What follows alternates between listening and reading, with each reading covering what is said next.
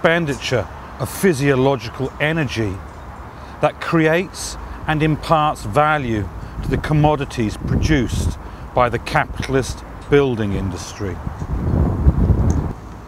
Clearly, however, the labour process is not some ahistorical phenomenon. It is governed by historically specific conditions and relations of ownership and control. In brief, contemporary architectural practice is not some cosy exercise in exploring the spatial imagination. If only it was. It is a capitalist labour process driven by ideology and by the imperatives placed upon it by the process of capital accumulation. I haven't even started and the clock has already run down. So I will concentrate on one myth in particular that perhaps captures the essence of this seminar, that of creative autonomy. Whether anyone actually believes it, I am not so sure. But there is an alluring myth for those in what might be called the left field, that architectural practice is or can be autonomous from the unforgiving world of politics and economics.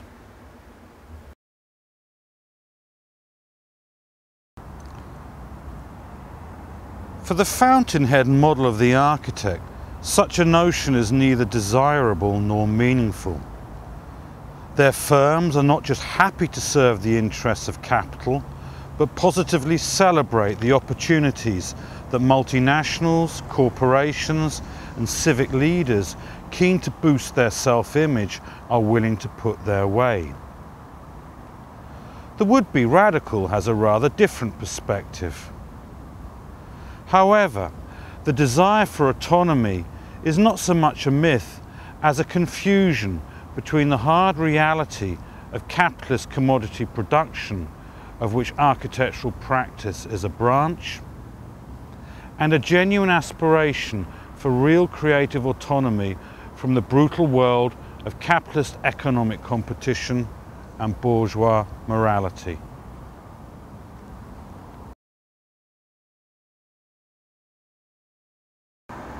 No one who has recently lost their job or house or seen their business sink into bankruptcy is under any illusions, although they probably, like most commentators, financial experts and media journalists, confuse the symptoms of the crisis with its causes.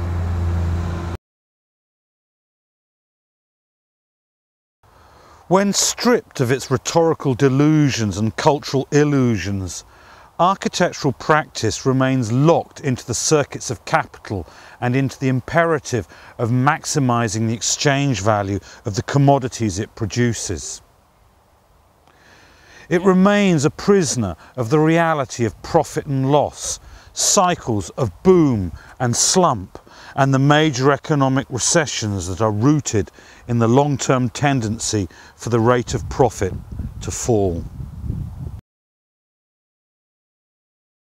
Pockets of architectural resistance and the architectural inhabitants of capitalism's fractures and fissures might attain a relative autonomy by organising themselves differently, such as cooperatively, or engaging in direct action of a political and creative nature that makes a critique, or subsidising public work through commercial operations.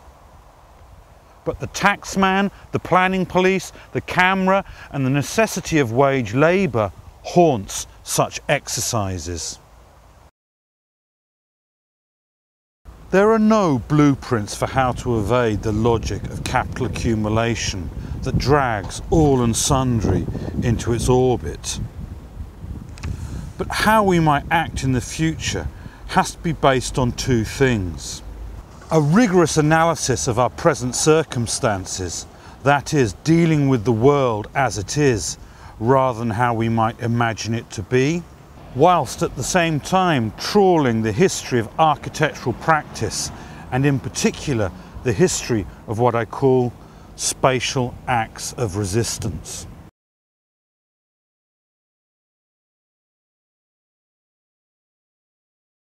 If the dream of autonomy and the desire for utopia still drives our critique, and we believe in the idea that another world is possible, then perhaps a good place to start is to draw up an ethical charter for architects. What does the profession have to say about the privatisation of the public sector? Record deaths on British building sites, signature buildings commissioned by dodgy dictators and oligarchs, the layoff of over 250,000 workers across the industry. And why isn't the profession organised as a proper trade union? But on these and other matters there is no united voice, and hence a deafening silence. To finally break this silence, we need to begin to reclaim discredited words like socialism and anarchism from their pejorative associations. For without them, mounting any sustained and meaningful critique is difficult, verging on the impossible. But perhaps we should be even more ambitious, and in the words of Marx from his thesis on Feuerbach, begin to dream of the possibility of an architectural practice that aspires to become revolutionary, practical, critical activity.